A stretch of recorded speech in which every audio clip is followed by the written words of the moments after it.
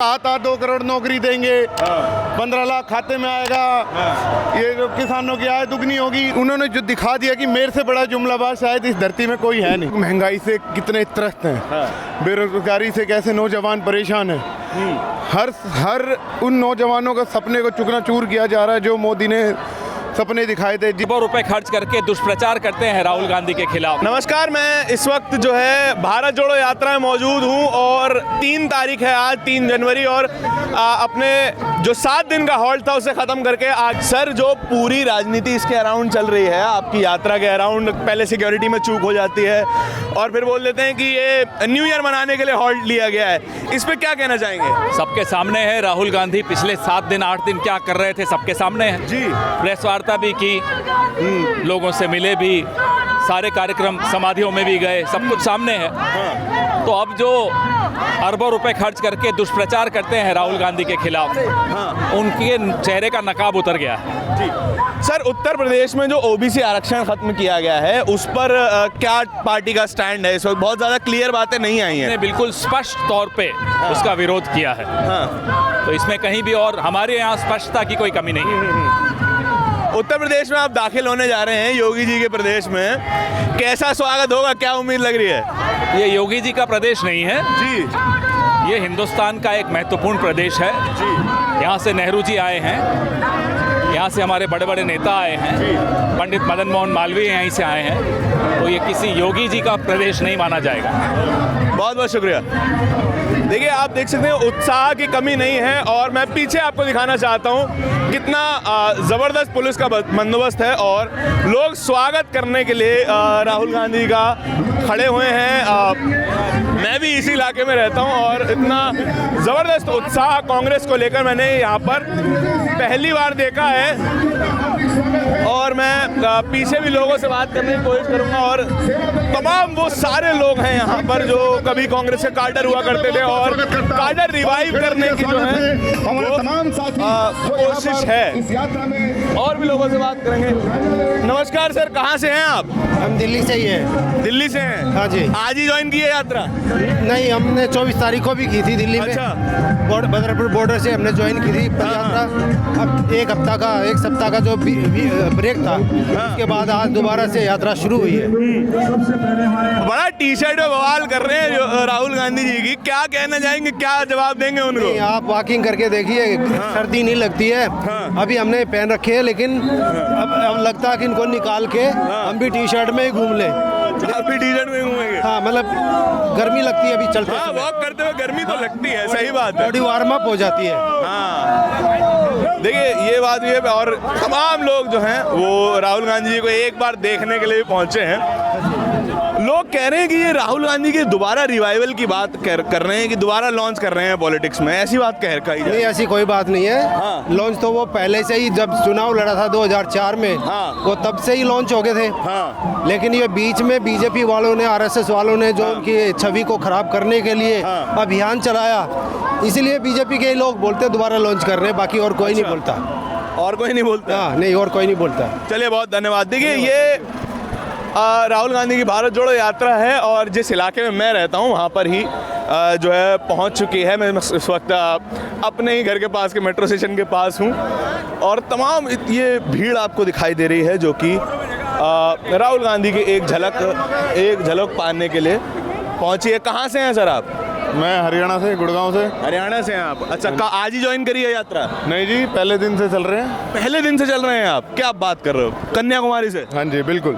अच्छा, ऐसी क्या मोटिवेशन है कि एक नेता के पीछे इतनी बड़ी भीड़ इतने दिनों से चल रही है? जी, ये एक नेता के पीछे नहीं, ये एक मुद्दे को लेके जो हम चले हैं, जो नफरत का जो माहौल है। हाँ। आज इस यात्रा के माध्यम से हम पूरे देश की जनता को और सत्ता में बैठे लोगों को ये दिखाना चाहते हैं कि लोग महंगाई से कितने त्रस्त हैं, बेरोजगारी से कैसे नौजवान परेशान हैं। हर उन नौजवानों का सपने को चूकना-चूर किया जा रहा है जो मोदी ने सपने दिखाए थे। जिस तरीके से अब 2022 जाते हुए उन्होंने कहा था कि किसानों की आय दुगनी होगी, हर घर होगा, हर घर में जल होगा। तो जिस प्रकार से अनेक मुद्दे को उन्होंने जो दिखा दिया कि मेरे से बड़ा जुमलाबाज शायद इस धरती में कोई है नहीं। तो सच्चाई बड़ा कोई नहीं। हाँ जी, सच्चाई देखो जी, हम बोलते हुए अगर गलत होते हैं जब तक ये बोलते नहीं, इन्होंने अपने मुंह से सब कुछ एक्सेप्ट किया और कहा था 2 करोड़ नौकरी देंगे, 15 लाख खाते में आएगा, ये जो किसानों की आय दुगनी होगी। तो ये सब आज आप सच्चाई आप लोगों को भी पता है कि ऐसा कोई सपना पूरा नहीं हुआ। जिन सपनों को लेके ये सत्ता में बैठे थे, जनता के दिलों के और हितों को जीत के एक जो आश्वासन ये देके गए थे, इन्होंने ये सब कुछ जुमला निकला।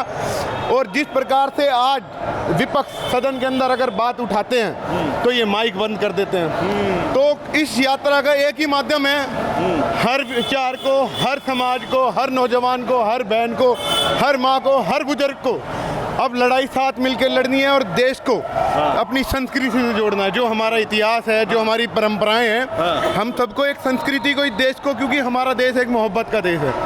आप जिस प्रकार से देखते हैं कि अगर कहीं एक एकता की बात होती है, उन्नति की बात होती है, उस क्षेत्र में या तो किसी महिलाओं के साथ गलत काम कर दिया जाता है या कोई धर्म के पीछे कोई ना कोई झगड़ा शुरू करवा दिया जाता है। तो इन सब को खात्मा करने के लिए राहुल जी ने ये सबको एक साथ आने के लिए, इसलिए भारत जोड़ो यात्रा का पैगाम कन्याकुमारी से जो चले हैं। और मीडिया में क्या बोलेंगे? मीडिया पहले आपको दिखाता नहीं था, आपकी रैली में कांग्रेस पार्टी की रैली को नहीं दिखाता था, अब तो वो भी लाइव चला रहा है पूरी यात्रा। देखो जी, मैं एक चीज़ मानता हूँ, सच को छुपाया नहीं जा सकता। एंड ऑफ द डे गोदी मीडिया हो या कोई भी यूट्यूबर हो या आम जन हो, जब दिलों की आवाज़ जब रोड पे गूंजेगी तो इस गूंज से बड़ी ना कोई मीडिया होगी। उनको भी कहीं ना कहीं मजबूरन अपने आप को जिंदा रखना है, एक पत्रकारिता को जिंदा रखना है समाज के बीच में, कि वो जा सके, उन्हें मान सम्मान मिल सके। तो उन्हें भी इस यात्रा में शामिल होना पड़ेगा। उनके पास और कोई उपचार नहीं है। अगर उन्होंने इस भविष्य, देखो जिस तरीके से हम कहते हैं कि हमारा चौथा स्तंभ मीडिया है, तो उन्हें भी पता है कि अगर आज ये यात्रा संपूर्ण तरीके से जो चल रही है तो इसमें भी हमारा भविष्य कहीं ना कहीं मजबूत है। आज जैसे हमारे राहुल जी कहते हैं कि पीछे से नस किसी की दबी हुई है, तो संघर्ष हर किसी का है, हर किसी की जिम्मेवारी है। आज का संघर्ष हमारा कल का सामर्थ्य होगा। शायद बापू और पटेल और सुभाष चंद्र बोस, मौलाना आज़ाद, इन लोगों का जो संघर्ष था, अंबेडकर जी, इनका जो संघर्ष था, शायद आज हमारा वो सामर्थ्य है। आज हम लड़ाई लड़ेंगे तो ही हमारे आने वाली पीढ़ी इस देश के अंदर एक मोहब्बत का देश देखेगी, जहाँ पता चल रहा है, जहाँ ये सब बातें नहीं होंगी। तो ये इसका एक ही संकल्प है, फिर पूरी देश को एक साथ आना है, मोहब्बत की बात करनी है, किस तरीके से देश को आगे ले जा सकते हैं, किस तरीके से नौजवान के सपने पूरे हो सकते हैं, किस तरीके से महिला अपनी मर्जी से जी सकती है, वो देश हम बनाएंगे और वो संकल्प लेके हम चल रहे हैं। ओके, देखिए, आप कोई भी राजनीतिक घटना हो उसको इग्नोर नहीं कर सकते हैं एक मीडिया का हिस्सा होने के नाते, और वही आप कर रहे हैं। और तमाम टीवी मीडिया जो है वो यहाँ पर आती है और अलग अलग अपने हिसाब से ख़बरें निकाल के ले जाती है। और लेकिन ज़रूरी ये है कि आप इन सारी राजनीतिक घटनाओं में शामिल हों, और भले ही आप समर्थन ना करते हों, भले ही आप उस राजनीतिक विचार से ना आते हों, लेकिन इस राजनीतिक घटना पर का साक्ष्य बनना बहुत ज़्यादा ज़रूरी है। आपके इस पूरी बातचीत के बारे में क्या विचार हैं, कमेंट सेक्शन में बताइएगा ज़रूर। दिल्ली के मौजपुर से बोलता है हिंदुस्तान के लिए धारण की रिपोर्ट। धन्यवाद।